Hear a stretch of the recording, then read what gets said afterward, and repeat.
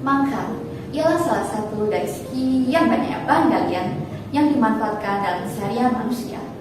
Mangkang adalah salah satu komoditas di Kepulauan Indonesia pada masa Hindia Belanda.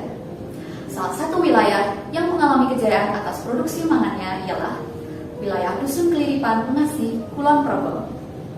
Sebagai lingkungan yang dinamis, Keliripan telah menerima banyak pengaruh setelah munculnya pertambangan di era pendudukan Belanda. Salah satunya di bidang sosial budaya.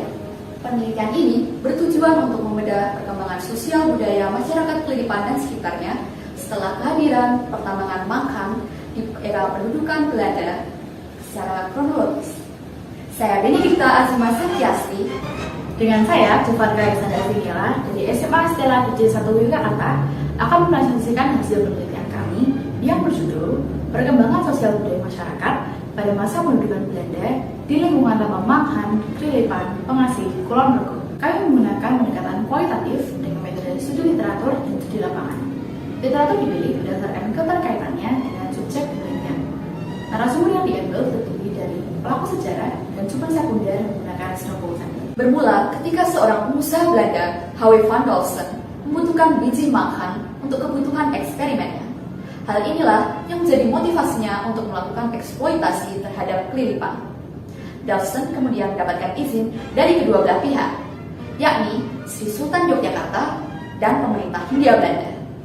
Pertambangan kemudian diresmikan pada bulan Juni 1894. Pada tahun 1918, pertambangan diambil alih oleh Algemene Industriële Mijnbouw Exploitatie Maatschappij atau AIM. Di bawah kekuasaannya pada tahun 1928, Tambang mendapatkan pasukan listrik. Namun, ini semua terjadi dan produksi mangan mulai menurun. AIM kemudian memutuskan untuk menutup usaha di Keliripan pada tahun 1930. Pada tahun 1935, seorang pengusaha bernama Yong Yang Pin mulai mengerjakan tambang secara rombongan. Hitungan tahun kemudian, AIM mulai kembali bekerja di Keliripan antara tahun 1938 dan 1939 hingga menjelang akhir era Belanda. Demi kelancaran proses pertambangan, Belanda menyediakan sejumlah fasilitas, seperti akses jalan di sekitar Keliripan.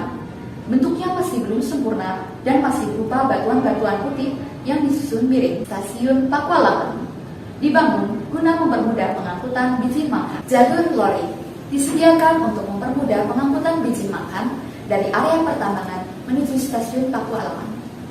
Kolam pencucian digunakan untuk mencuci biji mangkang sebelum diangkut menuju stasiun Pakualaman. Bangunan perkantoran dibangun untuk mendukung proses pertambangan. Bangunan tersebut antara lain rumah mandor dan rumah administrator. Selain itu, terdapat rumah-rumah pribadi yang digunakan oleh orang-orang Belanda sebagai tempat pemukiman sementara. Lapangan tenis sebagai sarana hiburan para pegawai pertambangan. Struktur pekerjaan dalam pertambangan dapat dibagi menjadi dua, yaitu pekerja kantoran dan buruh kasar. Tenaga kerja kantoran terdiri dari orang-orang Belanda dan beberapa warga setempat, sedangkan untuk buruh kasar hanya terdiri dari warga lokal saja. Pada tahun 1908, dibangun Rumah Sakit Pembantu Wates milik Rumah Sakit Petronella yang dikelola oleh Zeding. Rumah sakit ini dibangun guna memenuhi kebutuhan akan sarana kesehatan di pabrik, termasuk pertambangan Keliripan. Melalui pasien dari Rumah Sakit Pembantu tersebut, mulai tumbuh jemaat Kristen di Desa Melaan pada tahun 1913. Pada tahun 1916, didirikan Gereja Melaan. Di samping itu, sekolah Zeding juga didirikan di sana. Pada tahun 1919, seorang pastor bernama H. van Dusjen SY memulai karya pelayanannya pada masyarakat di Jakarta, salah satunya Keliripan.